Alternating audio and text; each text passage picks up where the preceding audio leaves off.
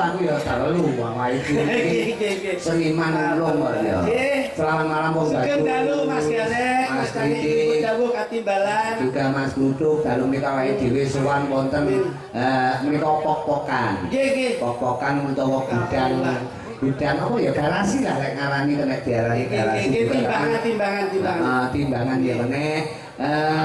Napa dawuh timbalanipun Pak Sunardi utawi Pak Nggano. Alhamdulillah. Jadi mriku bos tebu. Amin. Lho bos trek sak panunggalane. Nggih. Tebu menika anteping kalbu. Jadi niate sing bener-bener wis mantap nggone buka pokokan iki supaya rezeki ke depan bisa melimpah sak keluarga uga udhe Jaya Mulya menika dipun paringi berkah. Tebu pemanggih panjenengan manteping kalbu. Mawi penggalih kula kok tetep dadi ati sing bulat. Wo tetep dadi ati sing bulat. Nggih, tegesipun tetep komitmen dan konsisten. Oh. Pak Nardi menika luar biasa. Iki Titik-titik mesti gelar wayang kulit. Setahun iso ping pindho ping telu barang kendhani pacar. Kaya dalu niki kula panjenengan pikantuk kanugrahan saya. Nah, Jan kaya kula niki kesilap adem. kok sik lagi Dalem. ya sing ngomong kok nganti karo kono to liyane ndi kok yo. Angge engko pan-papan Mas. Dia tau ini tuh ini pantomin apa Jok gitu? nutuki ra iso fokus, bojone nusul kae kok. Oh, anu. Kowe kudune ngerti to begini nek pok-pokan lutuk. Nggih, Mas. Aku nek lo tebu-tebu ngene kelingan sing ibah. Kowe mula to. Nyambut gawe iki sing konsisten ora nyambut gawe ra ngerti kahanan. Bojone dijaki didandani kaya ngono kuwi jare. Napa ora kaget Mas aku. Kowe penyanyi Mbak Maya Praga lho, tak jelek kowe Mas aku. tapi bojone kutut to kuwi. Itu bintang tamu nanti digoleki nggon sing pas. Bojo sing keloro iki. Lho. Bojo kedua ning omah, bojo kedua niki. Oh, bojomu loro ta? Nggih, Mas. Lho, perasaan sing loro yang sing gender. Kok sing gender? Ora ning didikon kok ora penak ngono omong. Alhamdulillah. Ngene lho Mas Lutu. Ya. Kula kali sampean ku timbali Pak Nardi. Pak Nardi. Pak Nardi dalam rangka ngresmekne warunge Pak Printung menika. Ora. Kok warunge Pak Printung mbok sebut kuwi kono wis fasilitas. Fasilitas anggar cangkruk awake dhewe enak. Kuwi sarwe tembak doyo ngono lho. Tegese ngene lho. Wong ki nulaka kaya Pak Printung. Apa maksude? Ngeten. Kula sakniki rada jelas iki. Wis rada padang. Dandan nek tebo-tebo. Wis aku piye. Sakjane lha kok apa godhonge tebu mlebu niki. Lah iya lha iso ngiroken lho kowe. Pak Printung ki hebat. Heeh. Aja delok jenenge Pak Printung. Ning Pak Printung itu bahwasanya kita bisa melihat secara filosofi itu bagus loh, Bos. Maksudnya filosofi piye kok entung kok bagus. Nah, nuwun sewu. Pri iki saka tembung prigel. Dadi wong iki kudu prigel, contone Pak Rigel Nardi. Pak Nardi, beliaunya prigel proses dari bawah, akhirnya menuju kesuksesan. Amin. Jadi seorang itu jangan melihat suksesnya, tapi lihatlah prosesnya. Biar ini Pak Nardi rekoso loh. Dan alhamdulillah sekarang sudah sukses. Ini saya bangga karena kesuksesan Pak Nardi sukses, mereka bojoklo nggih sukses. Apa itu? Lah apa hubungannya karo Pak Nardi itu kan pemborong tebu ya petani ya duwe armada. Bojoklo mereka koleganya Pak Nardi. Lho masa Kolega kerja relasi. Loh kerja sama apa? Kerjasama. Pak Nardi bos tebu sing luar biasa. Bojoklo nggih nyambut Omsete iki ora mek 300-an juta miliatan kok. rekanan. Rekanan. Rekan maksudnya piye? Hubungannya piye? Bojoklo ini dia nyambut yang berhubungan dengan tebu. Oh. Pak Koles tebu. Bisa nonton. Ngomongnya bojomu bakul es ya. Tahu bakul es rekanan karo Pak Nardi ngopo? Tapi omsete non sewu lho. Niki non sewu sedina niku entek lek 2 tronton, Pak. Es tebu. Es tebu tok niku 2 tronton. Gek kuwi terus telake sak piro. Loh, Terus sedina entek piro kok ngati. Dadi omsete entek 2 tronton. 2 tronton. Lara-lare piye? Lara-larae mbiyen bojo kula nyambut gawe jaman semono teng gene Pak Nardi Pak Nardi kene ning botok kene. Nardi niku. Jadi kan nanti ta niku. Iya. Akhirnya kula terus napa niku sharing. Heeh. Terus jo iki awakmu iki bojomu nganggur. Nggih. Akhirnya segini weh, tak wae pekerjaan, tak wae tak stok tebu, mbuh piye caramu akhirnya bojo kula dodol tebu dan sekarang sukses. Iso budidayakan. Budidaya. Saat ini sampun 50 cabang. Masyaallah. Dan es tebu Bakul es ki iso 50 cabang. 50 cabang. Elok iya. Es batu menika sedina niku entek setengah pabrik, Pak. wah ya wah tapi termasuk gede loh Omsete niku sedina niku 75 juta. biang Tapi nek gile tangane bojomu ra kiting to kuwi. Ngawur ya mesin kok saiki mu. wah duwe mesin Mesin, sekarang mesin. Es ki setengah pabrik. Es ki setengah pabrik, Mas. Plastik ya. Nggih. Plastik ki sak niki entek 3 pickup. loh sedina kaya sak pickup Bakul es tebu ngene. sak pickup sak plastike telung dino telung pickup Karyawan itu sampai saat itu sip-sipan, Pak. Karyawan itu sip-sipan. akeh banget Saking akeh niku kula niku Dadi karyawanmu nek iso dhewe duwite. iya. Karyawan niku kula niku senajan to bakal sebu niku karyawan kula menika 1.500. berarti bojomu ya pengusaha Lah kok ngungkul-ngungkuli karyawane puskesmas kuwi. dan ngumpul-ngumpul Pak Nardi Lagi. Karena saya mempunyai resep sendiri. resep Nah, begitu saya buka cabang ada 50 cabang. Oke. Saiki bojoku sakniki pun tutup, Mas. Loh, dan yang apa kudune nek nggon semakin berkembang semakin bagus, prospeknya juga semakin luar biasa. Iki sak kesalahanmu. Bojoku sak durunge buka cabang kuwi mesti gawe resep, mesti nyicipi dhewe. ngono Cocok apa ora? heeh Begitu ngincipi enek 50 cabang, kretmu, jadi ngincipi es tebu, saya kencing manis. Wow, sere. Mbak Amin iki coba ini. Sere. ini tak kira lereni lek mergo Tak kira bojomu kene mergo kesel kakean aktivitas. ora mergo cabange saking oke dhek ning omah cukup dadi CEO tak kira ngono Iki ora apa bojoku lho nurutis to. Tapi ora kaya Pak Nardi, Pak. piye Pak Nardi Pak Nardi iki nek duwe gawe ora gemen-gemen. Ah. Kalau niki syukuran-syukuran kanggo warga masyarakat, delok wayang delok hiburan yo insyaallah mulih nggawa hadiah. Karena Pak Nardi iki yo juragan tebu, yo juragan transportasi. Heeh. Menika hadiah kok dicepakne kali Pak Nardi, hadiah utama menika truk menika muga-muga dadi nabrak denggelmu kuwi kok. kowe Wong kae iki pancen ditransportasi secara akomodasinya gen kepenak leh usang-usung tebu. tebu kok ya niki kula lali nek mau. apa Tegese prigel kok ya takesne ya. Ngecen. aku kaget aku muni prigel mangkane kancane nek simak tratap Pak Pri prigel. Pak Nardi menika napa Nardi? Pak Nardi Pak Ganong Pak Gendong menika. Iya. lah kowe sepung mau dong Lah lah, Pak Gano kali kula ngeten lho, Bos. lah kudune titan kok sing ndi jali Pak Gano kali kula. yo Ini lho. ayo Ping telu diundang kok ora apal iki. Coba saja. Nah, Pak Gano lho. Datang mobil lho. Pak Gano. eleh Tenanan apa ora kowe iki? Iya, aku demi cacah lho. cari sapa Ojo kuwi cacalemu kemaki lho. Ya tapi Nek ya ngerti dhewe berarti kuwi teruji lho, lho. lho, piantun lho. Walaupun beliaunya sukses, tapi mobil sederhana. heeh Iki menunjukkan bahwasanya beliau itu ada pasar, Pak. Weh, sugih Oleh ngirit oleh, gaya hidup oleh. Tapi lek perkara dasar sing 30.000 iki sing cilaka aku. ya ngopo? Lha iki aku pas dolane mamu isuk jam 7. Nggih. Ketemu nggih dasar sing 30.000, Bos. Heeh. Tipis to? Tipis. Oh, tipis pol. Lah kok nyekat bak letek. Tangi turu, lah iki srengenge metu sering metu. Lah kok pas bingung ini aku pas teko kok ngarepe main di Semarang. Lah kok bingung iki tak sang wadon. Loh, iki mosok pinjangan tewel ya. Karu Apa? kae dudu tewel. Apa, Kek? Wong kae tas kulaan kates Australia. Karu kok tewel iki. ngono kuwi dicek to tenan apa dudu Wah, tak juga tas men kok. lah butuhe ben akurat kaya Ngono ki nek roh ngono ki mbok yo ndang kepiye kowe go praktikal. direne ta Lah ngene piye lho tak go tom. malah nonton kaya Kan gaji. Beliaunya Pak Nardi Pak Nardi. Saya dipanggil.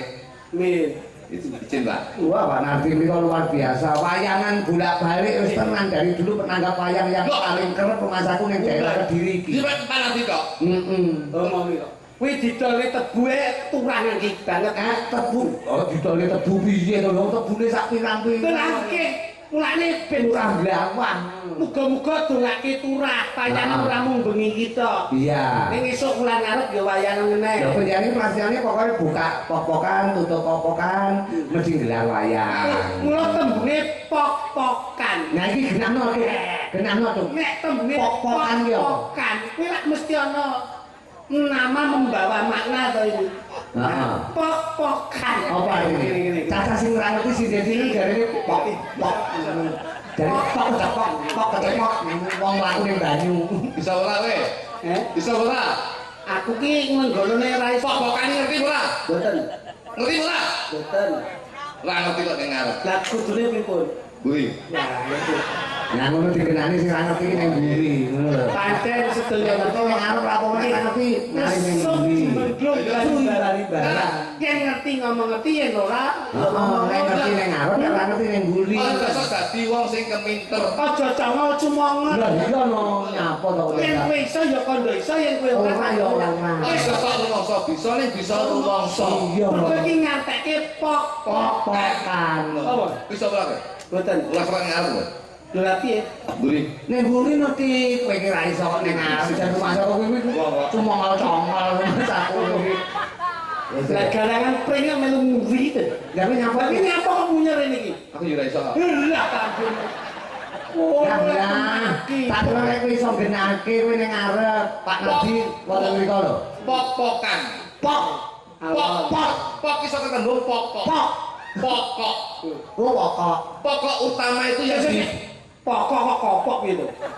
Oh berarti Pokok aku mau ngomong piye to? kopokmu. Lah kok kowe nek sing ngomong kuwi kleru lho. Kok mau baleni lho. Kuwi kleru. timbang geger anane pokok karo kopok sing kudu dadi siji pokok kopok alune. Ora. Pok. Pok bisa ketembung Alon-alon. Iya. Apa? Soalnya ki tontonan ki yang bisa mengedukasi ya seniman niki. Lho iya no. Ojo ki apa kok nyenggoli ning Pok iso kan ketembung. nek ukara apik tegone mesti Sing apik. genah lho, Dik. Genahno. Kakangmu sing cetha lek Iya mengartikan. Mas Budi. Soalnya sing nanggapi ya kiai sing bener-bener budayawan tenan. Ojo nganti blesek. Iya iya. Nek kowe blesek kancane ya mlenisik. Isin wirang lho. Mungkin yo sampean kula sing kanjenengan. Wirang aku sing Mungkin kula sing kanjenengan. Lah lepon aku. Elek siji elek kabeh. Ngono nek kowe wis gelem nampa bayaran berarti secara Mel aku yo tembundi Mas. tak pok gasmu. Kok tak kok ndase iki Marah iki lho. Lah ngene kan menjelaskan apa makna pok ya. Dadi kancane ora oleh ngomong. Sing Mas Kruduk yo jelasno. Aku iki meneng. Pok menika Soale saka iki nek ngomongnya pok-pokan ben dijelasi anu. Sapa?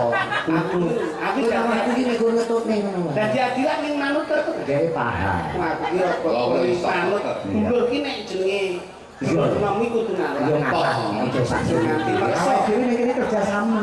Yen maksa ora kepenak. Ora kepenak to. Dipaksa yo apa wae. Pok. Lah penak. Lah ora jenengan lak ning krana pelengkap to. Lho yo pelengkap no bengi iki Pak Nadi Syukuran. Pok-pokan ben dikenane karo tutup. Mas, saya jagongan nggone latunge printung lho.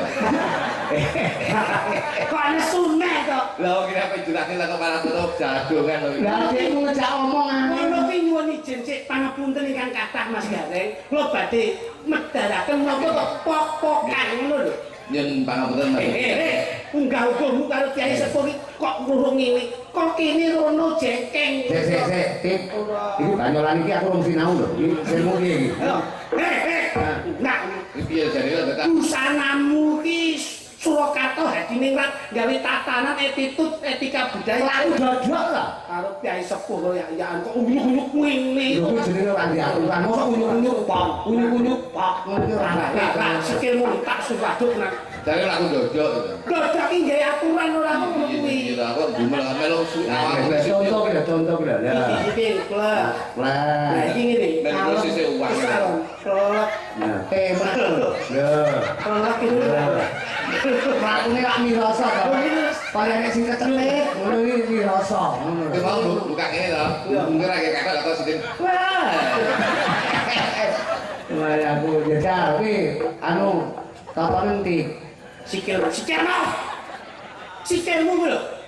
Lah ya ampun. Lah. Wah, cerdasmu kok gitu. Ini nek Kalem nek iso ngene, kaya ning nggone kraton kae. Nah, titik. Kaya ngono kuwi. Ya bisa. Kowe iki Kecepatan. kecepatan ngono kaya kanguru lho. Gak aku Beda kok. Laku. Melu uang terus sisi aku. Pokoke pliti malah angel kok. Nek melu aku gak nek tak toto melu Takoke kurang dek yo. Dekne. Engko lek kendekan nyerep nih. anu tak preseh ta. Kamu. Bisa teko kene bunggas. Gak iya omong. Serek kok mah bunggas. Gak iso mbak. Nek apa kok bisa. Aku ngomongin nyeret ki apa? Jadi itu bang. Ku jare to. Jadi itu nyerep. Tak kira nek jare, dikai jare to. Aku udah bayangke. Umpama bundas lho. Ah. Terus bojone kan luwe betadin. Nah terus Nah, iki opo? Kunci apa yang ini? pok-pokan yo. Jelasno. Kenalan iki ditanggap. Bapak lho yo. Bapak mirsani, ayo. Poki pokok. Padu porono apa nyawa? Nanti ning kono lho. Ngono. Poki pokok. Iya kok menteleng rene kok. Saka tembung pokok. Bapak di sana lho. Pok menika pokok. Lho kok nyaret kono lho. Pak Nanti kan yang jero mobil kan ya. Metu to, Pak. Lah kok malah meksa kaya. Oh bapak nyaman ning kono kok iso. Pok iki pokok. Beliaunya Pak Nardi itu yang diuntungkan, yang diutamakan adalah kepentingan pokok, kebutuhan pokok. Ya. Jadi internal itu yang harus diutamakan baru eksternal. Oh. Apik Aku bahasanya. ngomong pokok, aku ngomong internal, itu keluarganya dulu. Betul. Pak Nardi membina rumah tangga itu baik dan bagus dan sejahtera. Memprioritaskan. Memprioritaskan kepentingan keluarga dan memprioritaskan kepentingan kebutuhan keluarga. Apa? Dan pada akhirnya mementingkan kepentingan karyawan. Amin, amin. Karena prinsip dari Pak Nardi itu adalah happy wife, happy life.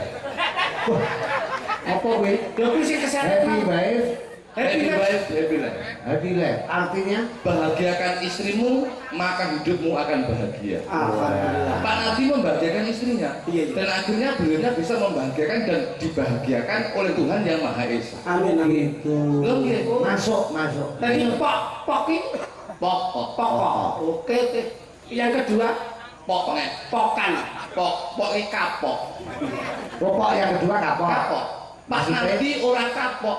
Proses itu pasti akan ada kegagalan. Oh ngono. Tapi beliaunya orang kapok. Beliaunya akan selalu berusaha dan mencari lini dan mencari apa yang menjadi kesuksesan dan mulai kegagalan itu apa. Penyebabnya apa? Dan beliaunya selalu mencari dan akhirnya menuju kesuksesan. Mula ana tetembungan air beriak tanda tak dalam, air tenang menghanyutkan ya kayak Pak Nardi. Beliaunya seperti Oh, itu. Ya ini enggak terlalu banyak bahasa, enggak terlalu banyak bicara, tapi bukti Kerja nyata.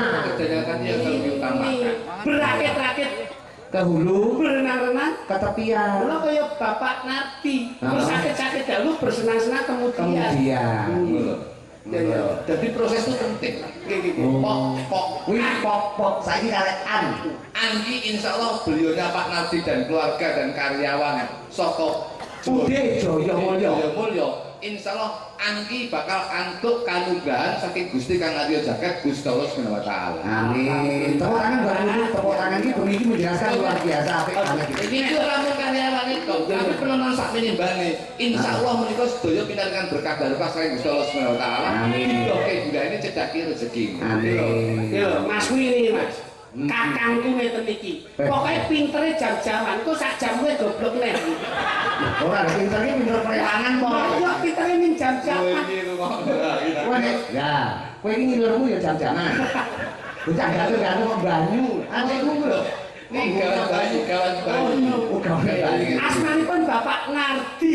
Nardi saka tembung narimo. Menungso kudu narimo ing pandum Wong cilik diwehi jatah, diwehi apa rezeki sithik akeh saka Gusti Kang Arya Jagat Gusti Allah Subhanahu wa taala. Kita harus mensyukuri. Amin. Karena dalam bahasa saya itu bisa dikatakan bahwasanya orang itu jangan bersyukur dari apa yang kita dapatkan, tapi kita mencari apa yang kita harus kita syukuri. Loh, jadi ora kudu bersyukur ning goleki Golek apa sing nggak disyukuri? Oh ngono. Jadi- Apa sing patut disyukuri? Betul. Jadi akhirnya wis mencari apa yang harus kita syukuri. Insya Allah orang duwe jiwa iri dengki lan srei. Niki Mas.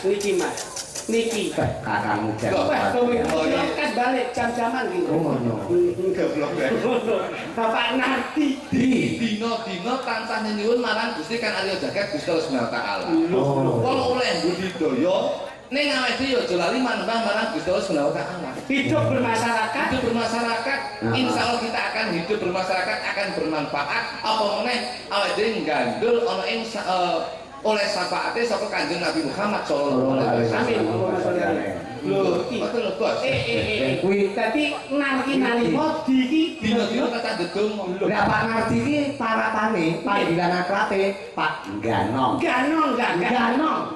Ganong. Apa G A N O N G. Pak enggak Ngangge NG nek ceritane. Enggak. Jane Ganong jane, tapi kaprae kan Ganong. enggak mereka sok tembung ganteng. Oh iya kowe aku lek undak-undakan Betul. Apa kok Enggak. Iki bayaran dilo wis seneng ramu kok. Lah apa? Kok diundai? Bocah iki nek diundai ra gelemane dilo. Ya mau tak longane ngono. Enggak mereka ganteng. Ganteng. Beliaunya dadi wong ganteng katanya bojone Trisno. Amin. Tapi aja ndelok wong ganteng kalau wong ayu dari secara fisik karena kita bisa mengatakan bahwasanya biasanya ada wong Jawa sing ngarani ayu kuwi Trisno dalam bahasa Inggris beautiful because of love. Oh iya, Inggris nek. Bocah Wis piye balen. Aku selalu ya.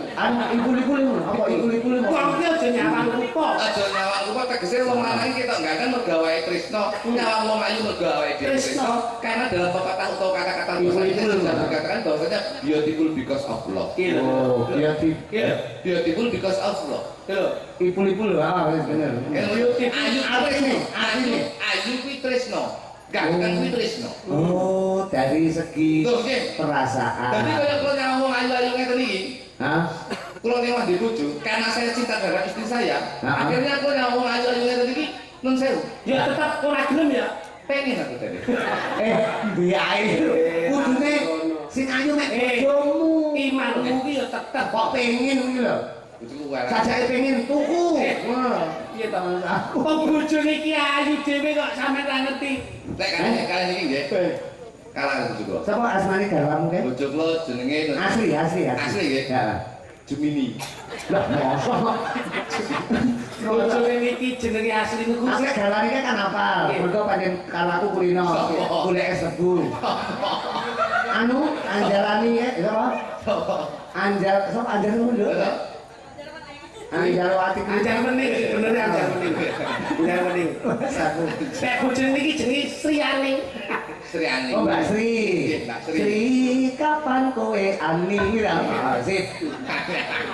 Mbak Sri ani. Enggak. Heeh. Terus alhamdulillah. Ya kalau ndonga kalau nembang liwat donga buat pokokan Udi Jaya Mulya iki ya.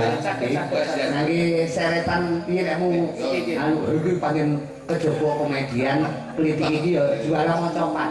Lah. Heeh, juara mocopat tahun Ngawur kok. 55. Maca patet iki maca ra tutuk. Maca lu. Maca patet iki maca ra tutuk. Jenenge caget. Gamelan apa? Jembalan. Lah campur musik no. Ah, iki ya seniman iki ya kudu gamelan iso musik. Cobi Mas, nyuwun kate Mas, minor Mas. Dari pengen kulino. Dek ning tanggung ora susul jane iki. Ning tanggung dene apa nyusul. Ampun Mas, ampun. Dan yang apa? Kulo nggih wedhe kok. Dalan udan wis tenan. Kemungkinan Allah. Dan wis ten. Lho, sing kaya coba Mas tamu iki. Apa? Iki mau dandane tebon. Nah, Tak kira iki sandingku ya iki. terus Tiwas leku pipis ngadeg bareng jebul iki kok. terus Banci lagi teko kan. terus akhirnya kowe pipi. Lu Mas kritik ya nyapa? Gedhi to aku kuwi. Ngomongin Apa tebu apa iki? ora nek nenekku awakku lek dandan ning mburi kan bal karo cacah iki lho. Lho alah berarti sing iki apa? Ora yo sing diseret memang. Yang ini orang dulu ya Coach ya? Loh, lha nyapa to? Oh dewe, kalau Wong loro no. Anu kowe ndonga buat Apa? Gusti Jaya Mulya. Kae kekasihmu kok di. Kok tak goleki waktu Mbak Maya kan santai. sampai Saged. insya Allah.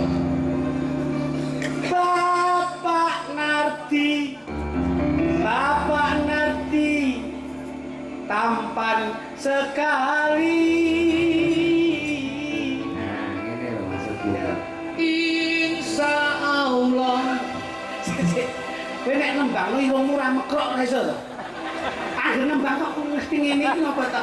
Irunge biasa bae, Mas. Cobi panjenengan. Insya Allah. Ayo, coba. Lah ya ta mekrok to.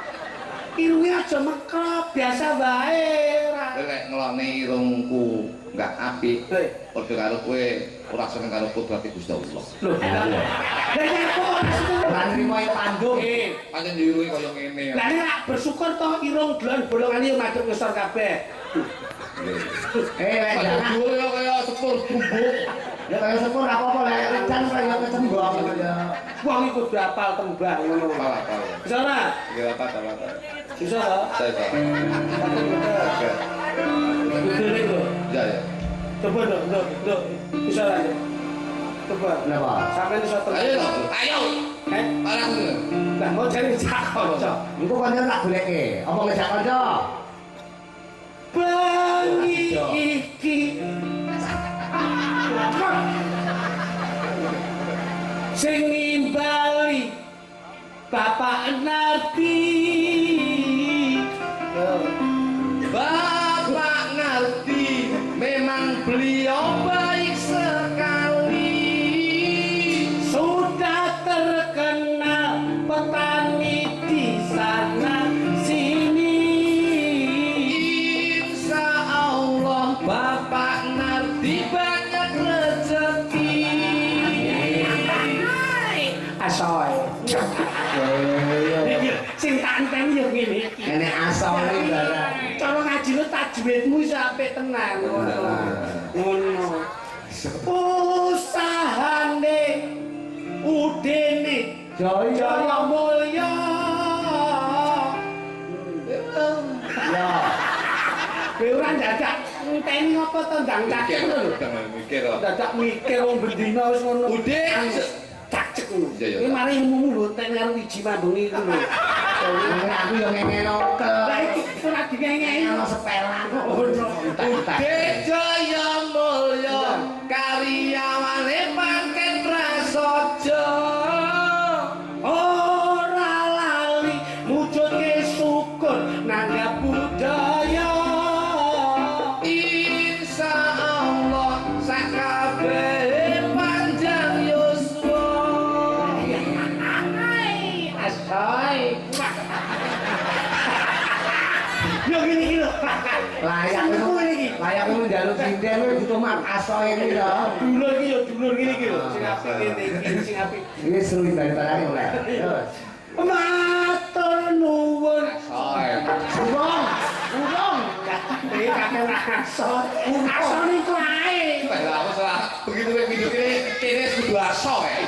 Wis ora ketro wae. Matur nuwun dumateng sedaya penonton. Muga-muga sing dipingini bakal kelakon. Aja sambat yen lenggae sak ngenggon-ngenggon. Iki. Ayo Kang. Lanti ping panggrek. Iya no, golek slamet dhewe-dhewe no. Mangkane iki. Ayo. Yen entuk rezeki kudu paro. Ayo, ayo. Sing bareng iki sedekah. Bareng-bareng Mas Den. Allahumma sholli wa sallim ala sayyidina Muhammad. Bismillah.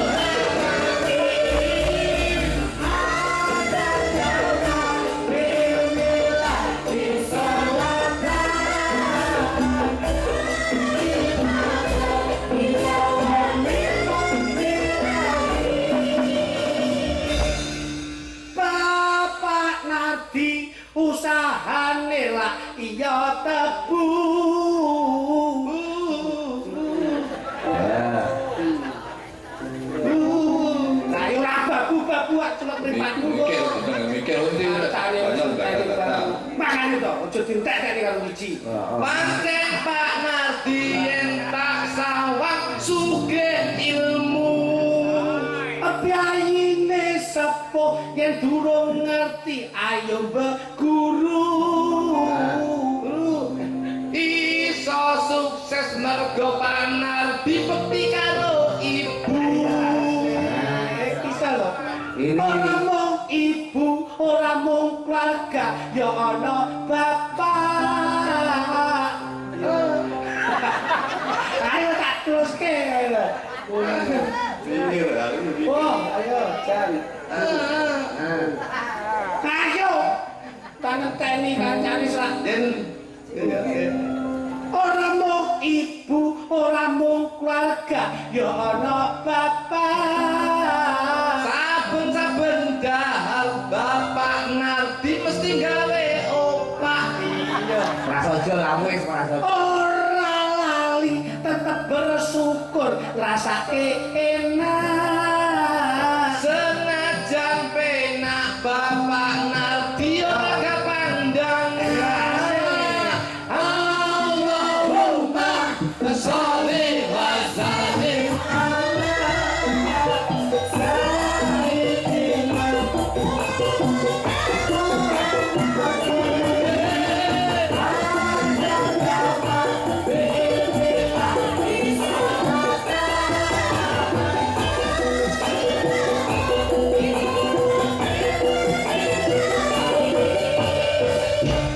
Ora lali, enek syukuran, nekake wayang. Kuwi ndudune bapak Nardi sregep sembayang. Insya Allah dek padha dipujekke, rezekine ra arang-arang.